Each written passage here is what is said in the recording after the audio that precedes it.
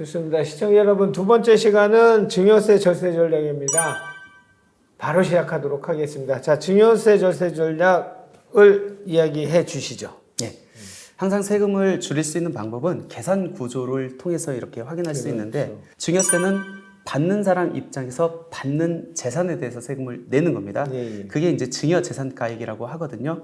이 증여재산가액에 대해서 세금을 부과하는데, 그럼 받았을 때 세금을 내면은 한 건 증여하고 또 있다가 증여하고 또 있다가 증여하고 이렇게. 근데 우리 세율 체계가 덩어리가 크면 클수록 더 높은 그렇죠. 세율을 적용받거든요. 예. 그러면 다 나눠서 이렇게 회피해 가겠네요. 회피 그래서 어떤 목적이네. 제도가 있냐면, 증여한 날로부터 10년 안에 이미 증여한 거는 합산해서 계산할게. 그러면 이제 덩어리가 커지기 때문에 높은 세율이 적용되겠죠. 그렇죠. 대신에 그때 낸 세금, 미리 증여받았을 때 낸 세금 빼줄게. 이런 식으로 이제 계산이 됩니다. 예, 예. 근데 내가 증여를 받았을 때 예를 들어서 아파트를 증여받습니다. 근데 거기에 대출이 끼어 있어요. 아니면은 보증금이 끼어 있어요. 그 채무가 끼어 있다고 하면은 그 채무까지 나한테 같이 담보돼서 이렇게 넘어온다고 하면 그건 빼주는 게 맞겠죠? 예, 예. 그 채무는 내가 갚아야 되는 거니까. 그렇죠. 그래서 채무는 빼주게 되어 있고, 그다음에 증여재산 공제. 누가 누구한테 증여하느냐에 따라서 이제 공제 금액이 적용됩니다. 배우자끼리는 얼마죠? 6억까지 공제가 6억, 됩니다. 6억. 예. 자녀한테는 5천만 원. 성인 맞아요. 5천. 예, 미성년자는 2천만 원. 그다음에 기타 친족은 1천만 원. 이렇게 이제 공제가 되고, 여기에다 이제 비로소 세율을 곱하는데, 세율이 10%에서 50%까지 이제 누진세율로 돼 있어요. 누진세율로 돼 있다는 거는 과세 표준이 크면 클수록 더 높은 세율이 이렇게 적용된다는 의미입니다. 예, 예. 그러면 최소 이제 납부세액이 나오는데, 증여세 같은 경우는 이 내야 될 세금을 5년 동안 이제 분할해서 납부할 수 있습니다. 그래서 이 계산 구조를 갖고 한번 증여세를 어떻게 줄일 수 있는지 한번 하나하나 살펴보도록 하겠습니다. 예, 예. 첫 번째는 감정평가를 활용해서 증여재산가액을 낮추라는 겁니다. 요 증여재산가액에 대한 예, 예. 그 절세 방법이거든요. 우리가 증여를 받습니다. 제일 중요한 게 증여받은 부동산 이 가액이 얼마냐에 따라 세금이 달라질 거 아니에요. 그렇죠. 그러면 증여받는 사람 입장에서 이 재산가액이 낮으면 낮을수록 세금이 적어지니까 무조건 낮추고 싶어 할 거고, 과세 관청에서는 아니다, 이거는 시세가 이렇게 된다, 높이고 싶어 할 그렇죠. 거고. 그래서 법에서 정해놨습니다. 첫 번째, 증여재산은 내가 증여로 받는 부동산은 첫 번째 매매가나 공매, 경매, 감정가액 등의 그 부동산에 대한 시가를 갖고 판정하겠다. 시가. 예, 맞습니다. 그 다음에 그게 없다라고 하면은 내 부동산에 대한 시가가 없기 때문에 남의 부동산에 대한 가액을 준용해야겠죠. 그게 이제 유사 부동산의 매매사례가액입니다. 예, 예. 예를 들어서 그거예요. 아파트를 증여받는데 요거에 대한 시가가 드러나지 않아요.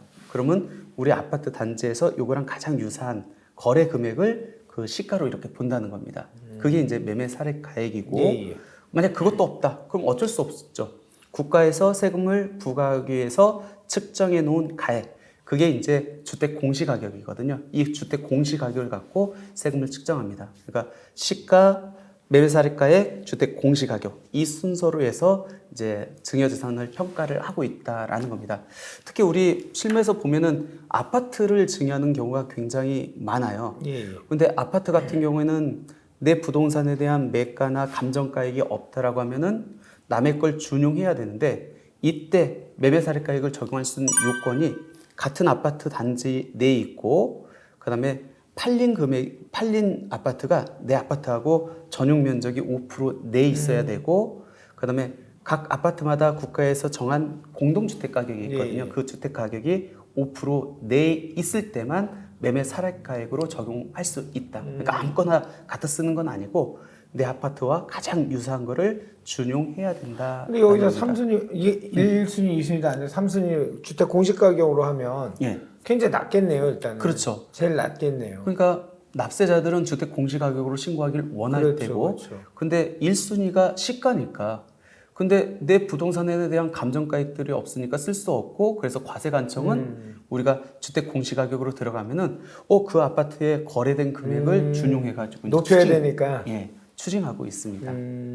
근데 이렇게 그 증여재산에 대한 평가가 1순위, 2순위, 3순위가 있다 보니까 우리가 이제 절세 측면에서 활용할 수 있는 거는 감정 평가를 활용해서 증여재산가액을 낮출 수 있다는 겁니다. 한번 볼게요. 예. 아버지가 아파트를 이제 증여한대요. 그래서 2024년 9월 1일 날 증여를 받았습니다. 이제 증여세 신고를 해야겠죠. 3개월 이내에. 근데 내 부동산에 대한 뭐 감정을 받은 게 따로 없어요.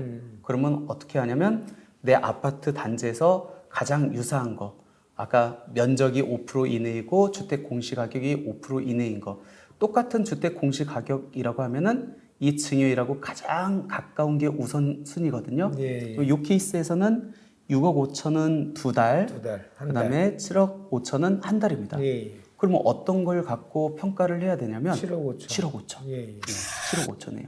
7억 5천에 대해서 증여세를 내려면 굉장히 세금이 많겠죠. 그렇죠. 이러한 상황에서 절세할 수 있는 방법, 감정입니다. 왜 그러냐면 7억 5천은 아까 여기에서 유사 부동산에 대한 매매사례가액이잖아요. 예. 얘보다 우선순위가 있는 게 1순위가 내 부동산에 대한 감정가액이거든요. 예. 그럼 이 상황에서 내가 감정을 받습니다.